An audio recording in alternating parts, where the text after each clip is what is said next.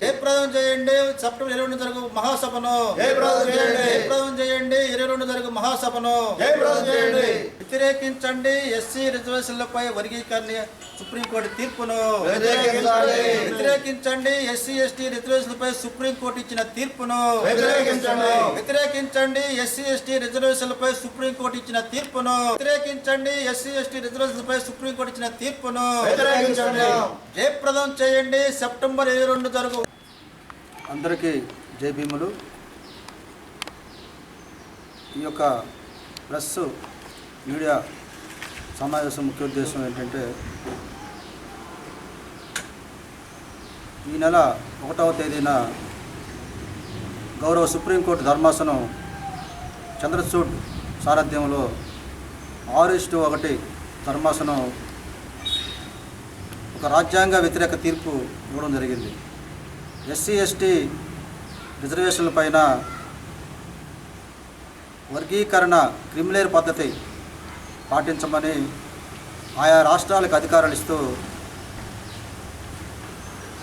Article 341 ధిక్కరిస్తూ రాజ్యాంగానికి వ్యతిరేకంగా తీర్పు ఇవ్వడం జరిగింది. ఆ తీర్పుని వ్యతిరేకిస్తూ దళిత సంఘాలు మరియు మాల సంఘాలు జాయింట్ యాక్షన్ కమిటీగా తీర్పును నిరసిస్తూ మరొకసారి సుప్రీంకోర్టు ధర్మాసనం ఈ తీర్పుని పునఃపరిశీలించాలని మేము విజ్ఞప్తి చేస్తూ ఈ సమావేశం ఏర్పడడం జరిగింది. ఈ సుప్రీంకోర్టు తీర్పుని నిరసిస్తూ సుప్రీంకోర్టు ధర్మాసనం పునఃపరిశీలించాలని కోరుతూ వచ్చే నెల 22వ తేదీన ఒంగోలు నెల్లూరు బస్టాండ్లోని అంబేద్కర్ ఆడిటోరియంలో సభ నిర్వహిస్తూ ఉన్నాము. ఈ సభకు జాతీయ రాష్ట్ర మాల సంఘాల నాయకులు, దళిత సంఘాల నాయకులు, మేధావులు, అంబేద్కర్ వాదులు అందరూ కూడా ఈ సభలో పాల్గొంటారని తెలియజేస్తూ ఉన్నాము. అయితే ఈ తీర్పు యొక్క సారాంశం పత్రికల ద్వారా ప్రజలకి తెలియజేసిన బాధ్యత ఉంది కాబట్టి తెలియజేస్తూ ఉన్నాము. ఈ కేసు పూర్వరంగం ఏంటంటే, 1997లో ఉమ్మడి ఆంధ్రప్రదేశ్లో ఆ రోజునటువంటి ముఖ్యమంత్రి గారు నారా చంద్రబాబు నాయుడు గారు ఎస్సీ రిజర్వేషన్లు వర్గీకరణ చేస్తూ ఒక అక్రమ తీర్పు ఇవ్వడం జరిగింది. ఆ తీర్పుని వ్యతిరేకిస్తూ మేము సచివాలయం ముట్టడి చేసాం 1997 ఆగస్టు 11న. ఈ సచివాలయ ముట్టడిలో ఎటువంటి ముందస్తు ఆదేశాలు లేకుండా పోలీసులు పాశవికంగా లాఠీచార్జ్ చేయటం వల్ల బాసువాయువు ఉపయోగించారు. అదేవిధంగా గుర్రాలతోటి లాఠీలతోటి విచ్చలవిడిగా దాడులు చేశారు. లక్షలాది మంది ప్రజల్ని భయభ్రాంతులకు గురి చేసే విధంగా బాసువాయువు ప్రయోగించారు. అయితే ఈ లాఠీచార్జిలో 2 మాలలు గోపతోటి నారాయణ, దగ్గుబాడు ప్రకాశం జిల్లా, పానంకి శాసయ్య అమలాపురం వీరిద్దరూ అమరులయ్యారు. తర్వాత ఈ యొక్క సచివాలయ ముట్టడి ప్రపంచంలోనే ఒక చారిత్రక ఘట్టం. 6 లక్షల మందితోటి మాలలు సచివాలయం ముట్టడి చేయటం అనేది ప్రపంచంలోనే ఆ రోజు BBC వార్తల్లో కూడా ఈ యొక్క ముట్టడిని ఫోకస్ చేయడం జరిగింది. ఈ యొక్క మాలల యొక్క పోరాటం ద్వారా సుప్రీంకోర్టులో 5 ధర్మాసనం సంతోష్ హెగ్డే జస్టిస్ నాయకత్వంలో సారథ్యంలో 5 జడ్జీలు ఏకగ్రీవంగా ఈ ఎస్సీ వర్గీకరణ చెల్లదు, ఇది 341 ఆర్టికల్ని ధిక్కరిస్తుంది, అంతేకాకుండా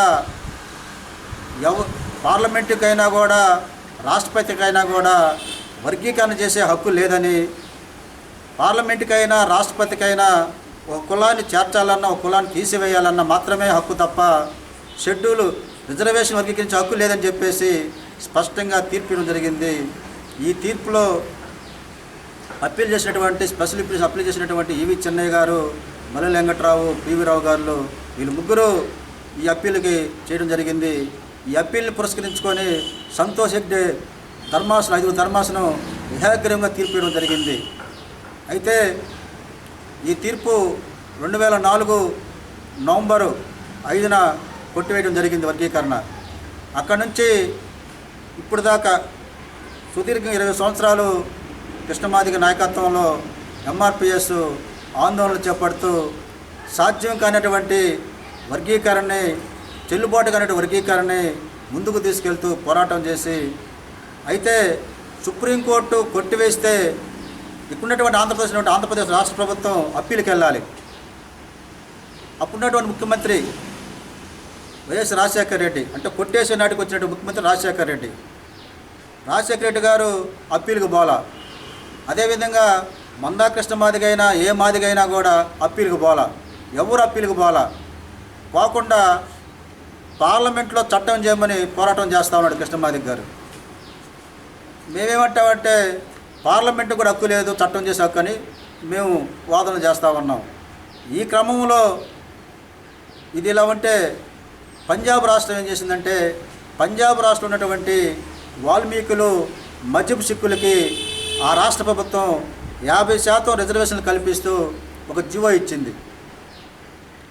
అక్కడ ఉన్నటువంటి మాదిగలు, మాలలు కాదు, మాదిగలు ఆ ప్రభుత్వం ఇచ్చినటువంటి వర్గీకరణ జీవోని వ్యతిరేకిస్తూ చమ్మర్ మహాసభ పేరుతోటి, ఆర్గనైజేషన్ పేరుతోటి చమ్మర్ మహాసభ ఆర్గనైజేషను హైకోర్టులో రిట్ వేయడం జరిగింది. హైకోర్టులో రిట్ వేస్తే హైకోర్టు రిట్టు వర్గీకరణ చెల్లదని కొట్టేశారు.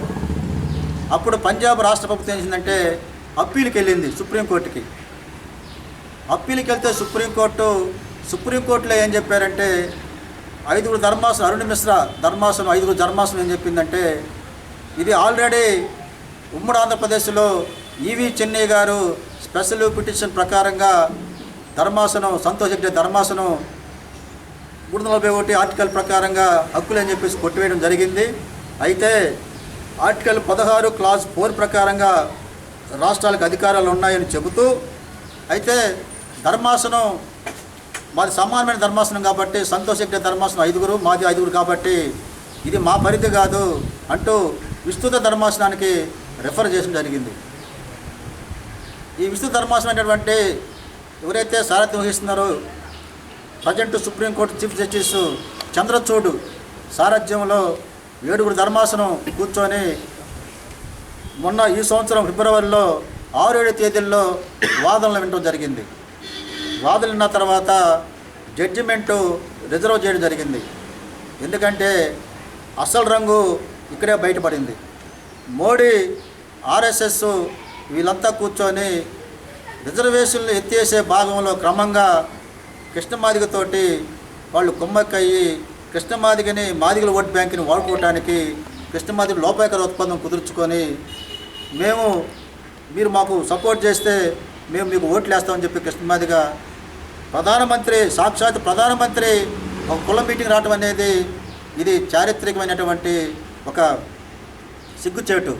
ప్రధానమంత్రి అనేవాడు ఒక కులానికి ప్రోత్సహిస్తూ ఒక కుల మీటింగ్ రావడం అనేది అది మోడీకి చాలా సిగ్గుచేటు అనే విషయం. ఇది మేము తీవ్రంగా ఖండిస్తూ ఉన్నాం.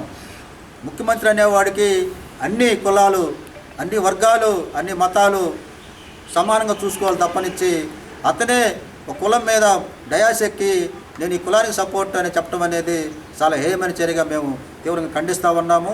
అయితే ఈ తీర్పు ఎలక్షన్ అయిపోయిన తర్వాత మొన్న ఆగస్టు 1న సుప్రీంకోర్టు ధర్మాసనం చంద్రచూడ్ సారథ్యంలో 6:1 నేతృత్వంలో ఎస్సీ ఎస్టీ వర్గీకరణ చేస్తూ క్రిమిలేర్ పద్ధతి పాటించమని క్రిమిలేర్ తీర్పు ఇచ్చింది.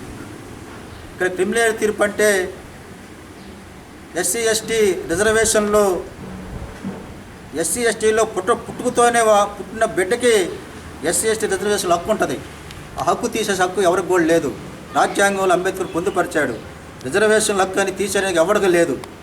వాడు ఐఏఎస్ ఆఫీసర్ కొడుకైనా వాడికి రిజర్వేషన్ కావాలి. ఎందుకంటే అస్పృశ్యత అంటరానితనం మీద షెడ్యూల్లో చేర్చడం జరిగింది. ఎస్సీ ఎస్టీలని అంబేద్కర్ గారు అస్పృశ్యత అంటరానితనం ఊరికి దూరంగా ఉన్నారు కాబట్టి వీళ్ళని ఒక షెడ్యూల్లో చేర్చాడు. యాక్చువల్గా ఇప్పుడు చెబుతున్నటువంటి మందా కృష్ణమాదిగ అంబేద్కర్ మాలని ముద్రేస్తున్న కృష్ణమాదిగ అదే మాల అంబేద్కర్కి మాల ఫీలింగ్ ఉంటే అదే అంబేద్కర్ గారు రాజ్యాంగం రాసేటప్పుడు కులవృత్తులు ఉన్నటువంటి బీసీ మొత్తాన్ని బీసీలో చేర్చాడు. కులవృత్తులు అందరినీ కూడా మాదికి కులవృత్తి ఉంది, చెప్పులు కుట్టే కులవృత్తి మాదిగలది. అదే అంబేద్కర్ గారు ఆ రోజు పెన్ను పెట్టి మాదిగలను కూడా బీసీలో చేరిస్తే ఈరోజు కృష్ణమాదిగ ముందుకు వచ్చి మాట్లాడే పరిస్థితి లేదు ఈ రోజున. కానీ ఆ రోజున ఆ మహనీయుడు భారత రాజ్యాంగం రాస్తూ మాదిగలు కూడా సమానంగా మాలలతో పాటు అస్పృశ్యత గురయ్యి ఈ 60 కులాలకు సంబంధించినటితో పాటు వాళ్ళు కూడా అన్టాచబిలిటీ అనుభవించారు. ఊరికి దూరంగా వెలువబడ్డారు కాబట్టి వాళ్ళను కూడా షెడ్యూల్లో చేర్చడం జరిగింది. అది మర్చిపోయి ఈరోజు కృష్ణమాదిగ అంబేద్కర్ స్థాయిని, అంబేద్కర్ అంటే ప్రపంచ విజ్ఞాన గని, ఈరోజు ప్రపంచ దేశాలు దిక్సూచిగా ఆయన ఈరోజు కొనియాడుతూ ఉన్నారు. ఈరోజు నువ్వు చెప్పేట్టు నువ్వు తీసుకొచ్చిన ఆల్టర్నేట్గా ఆ రోజు జగజ్జీవన్ రావు అని అంబేద్కర్ ఆల్టర్నేట్గా ఆ రోజు పాలక పార్టీలు తీసుకొచ్చినాయి. జగజ్జీవన్ రావు అని అంబేద్కర్ ఆల్టర్నేట్గా ఈరోజు నిన్ను ఆల్టర్నేట్గా తీసుకొస్తా ఉన్నారు. బాబు జగజ్జీవన్ రావు ఒక సామెత ఉంది, ఆయన ఆస్తిలో అరగంట పోయిందంట ట్రైను, అరగంట వాళ్ళ ట్రైన్ పోవటం అంటే వాళ్ళ ఆస్తిలో అది ఒక సామెత, పెద్దల సామెత. అది మేము చెప్పేది కాదు, ఇంతకుముందు మా పూర్వీకులు చెప్పే వాళ్ళందరూ ఒక సామెత. భారతదేశంలో మాల ఎంపీలు, మాల ఎమ్మెల్యేలు, మాల ఎమ్మెల్సీలు, మాల మంత్రులు, మాల వ్యాపారస్తులు, మాల ఉద్యోగులు, వీళ్ళ ఆస్తి అంతా ఒక ఎత్తు, బాబు జగజ్జీవన్ రావు ఆస్తి ఒక ఎత్తు అని మేము గంట బతుకు చెప్తున్నాం. 33 సంవత్సరాలు మంత్రి పదవి అనుభవించాడు. నువ్వు అంటావు ఖర్గే అని అంటున్నావు, ఖర్గే కుటుంబాన్ని. బాబు జగజ్జీవన్ రావు 33 సంవత్సరాలు అనుభవించాడు. మీరా కుమార్ అనుభవించింది. నీకు కనపట్టలేదా? ఇవన్నీ రిజర్వేషన్ ప్రకారంగా పార్టీ పదవులు రావు. ఎంపీ టికెట్లు వస్తాయి రిజర్వేషన్ పరంగా, కానీ పార్టీ పదవులు అనేవి రిజర్వేషన్ ప్రకారంగా రావు. తెలుసుకోవాలని తెలియజేస్తూ ఉన్నాం. మాల దేశంతో మాట్లాడద్దు, కుల దేశంతో మాట్లాడద్దు. కులతత్వం అనేది మంచిది కాదు. మాలలో ఈ భారతదేశానికి మూలవాసులు. తంగల్ అనే సినిమా చూడమని నేను ఈ మీడియా సమూహం మీకు తెలియజేస్తా ఉన్నా. మాలలో భూమిపుత్రులు, భారతదేశానికి మూలవాసులు. మాలలో ఎస్సీ ఎస్టీ మాలలకే కోసకుండా ఎస్సీ ఎస్టీ బీసీ ముస్లిం మైనార్టీల కోసం త్యాగం చేసిన వాళ్ళు చేశారు బీసీలో చేర్చమని. కాపులు ఎక్కడా కూడా బీసీలు తిట్లా, మా రిజర్వేషన్ దోచుకుంటారని బీసీలు ఎక్కడ కాపులు తిట్లా. కాపులు నీకంటే బాగా ఉద్యమం చేశారు. కాపులు రైలు తగలబెట్టారు, బర్నింగ్ చేశారు. కానీ ఎక్కడా కూడా వాళ్ళు బీసీలను తిట్లా, బీసీలు మాకు దోచుకున్నారని చెప్పి తిట్లా. అయితే ఈరోజు నువ్వు మాలల మీద దేశం వెలగక్కుతున్న మాల తింటున్నారని కరెక్ట్ కాదు. ఉద్యమం చేసుకో. రాజ్యాంగంలో అందరికి హక్కులు ఇచ్చాడు. మేమైతే మాదిరి మీద ఉద్యమం చేయట్లా. రిజర్వేషన్ల మీద, ఉమ్మడి రిజర్వేషన్ల మీద, ఉమ్మడి హక్కుల మీద, రాజ్యాంగం మీద మేము ఉద్యమం చేస్తున్నాం. రాజ్యాంగాన్ని కాపాడుకోవడం కోసం ఉద్యమం చేస్తున్నాం. గమనించాలని చెప్పి కోరుకుంటా ఉన్నాము. అయితే చాలామంది అంటున్నారు బీసీలు ఏబీసీలు చేశారు కదా, మీకు చేస్తే ఏమైందని. బీసీలని ఏబీసీలు చేయటం అనేది ఒక క్రమం. బీసీల్లో వెనుకబాటుతనం ఉంది, ఆర్థిక వెనుకబాటుతనం ఉంది వాళ్ళకి. కాబట్టి బీసీలను ఏబీసీలు చేసుకొచ్చారు. కానీ ఎస్సీ ఎస్టీల్లో అంటరానితనం అస్పృశ్యత ఉంది. కాబట్టి దాంట్లో ఆర్థిక వెనుకబాటు అనేది దాంట్లో కనపడదు. ఒకవేళ బీసీలను ఏబీసీడీ చేసినటువంటి జస్టిస్ జీవన్ రెడ్డి గారు ఒక తీర్పు ఇచ్చాడు బీసీలను ఏబీసీడీలు చేస్తూ ఇంద్రసహాని కేసులో. ఆయన ఏం చెప్పాడంటే స్పష్టంగా బీసీల్లో వెనుకబాటుతనం ఉంది కాబట్టి ఏబీసీడీలు చేయడం జరుగుతుంది. అయితే ఈ తీర్పు ఎస్సీ ఎస్టీలకు వర్తించదు అని స్పష్టంగా చెప్పాడు ఆయన. ఎందుకు వర్తించదంటే ఎస్సీ ఎస్టీలు అస్పృశ్యత అంటరానితనానికి గురి కాబడ్డారు. వాళ్ళల్లో ఆర్థిక అంతరాలు ఉన్నప్పటికీ కూడా వాళ్ళకి ఈ తీర్పు వర్తించదు. ఒకవేళ ఆర్థిక అంతరాలుంటే ఆ అంతరాలను పూడ్చడానికి మీరు పాలక పార్టీలు ఉండటం, మీరు వాళ్ళకి ప్యాకేజీల ద్వారా వాళ్ళని ఆర్థికంగా డెవలప్ చేయడం తప్ప వర్గీకరించే హక్కు మీకు లేని చెప్పేసి జీవన్ రెడ్డి స్పష్టంగా తీర్పు ఇవ్వడం జరిగింది. ఈ తీర్పుని చదవకుండా అజ్ఞానులు, మనువాదులు ఇటువంటి వాళ్ళని అడ్డం పెట్టుకొని మాలామాదిగులు ఒకటి కాకూడదు, మాలామాదిగులు ఒకటైతే రాజ్యాధికారానికి వాళ్ళు పనిచేస్తారు కాబట్టి వాళ్ళని విడగొట్టాలి అని రాజ్యాధికారం మళ్లించకుండా వాళ్ళని పక్కదోవ పట్టించాలని చెప్పేసి ఈ పాచికలని పాడుతూ ఉన్నాయి. కాన్శీరామ్ గారు 1994లో పార్టీ పెట్టి అక్కడ ఉత్తరప్రదేశ్లో రాజ్యాన్ని కొట్టి ఆంధ్రప్రదేశ్ తర్వాత ఆంధ్రప్రదేశ్లో దళితున్నటువంటి ఉద్యమకారులు మొత్తాన్ని కూడా పద్మారావు గారు, తారకం గారు, ఐవి చెన్నయ్య గారు, సత్యమూర్తి గారు అందరితోటి మాట్లాడి ఇక్కడ రాజ్యాన్ని కొడటానికి కాన్శీరామ్ గారు పూనుకుంటే దీన్ని బట్టాబలం చేయడానికి కాన్శీరామ్ ఎత్తుగడని తిప్పుకొడటానికి ఇక్కడ ఉన్నటువంటి మన్వాద పార్టీలన్నీ కూడా కృష్ణమాదిగని ముందుకు తీసుకొచ్చి మాలామాదిగల మధ్య వైరుధ్యం ఒక ఒక ఒక క్రమ ప్రకారంగా ఇక్కడ స్టార్ట్ చేయడం జరిగింది. దాంట్లో భాగమే ఎంఆర్పిఎస్ ఉద్యమం వచ్చింది. తప్పితే ఇక్కడ మాలామాదిగలు దోచుకున్నది లేదు, తిన్నది లేదు. మాలామాదిగలు హాస్టల్లో ఉంటే హాస్టల్లో ఆ రోజున పురుగులన్నం ఉండేది. ఆ రోజున పురుగులన్నం తింటుంటే మాదిగ పిల్లోడు ఇంటికి వెళ్ళిపోయి మాలామాది పల్లె ఇంటికి వెళ్ళిపోతే ఇంటికి వెళ్ళిన మాదిగ పిల్లోడు తండ్రితోటి దబలం తీసుకొని ఊళ్ళోకి వెళ్ళి చెప్పులు కుట్టి అన్నం తిని అక్కడే బతికాడు. ఇంటికి పోయినటువంటి మాల పిల్లడు కూడి లేక మళ్ళీ హాస్టల్కి వచ్చి అదే పురుగులు కూడి తిని వాడు చదువుకొని ఐఏఎస్ ఐపీఎస్ అయ్యాడు. అవి నువ్వు లిస్టు తీసి ఐపీఎస్ మాల, ఐఏఎస్ మాలని పెడితే అది క్రమ పద్ధతి కాదు, చట్టమైనటువంటి నిర్వచనం కూడా కాదని చెప్పి మేము తెలియజేస్తూ ఉన్నాం.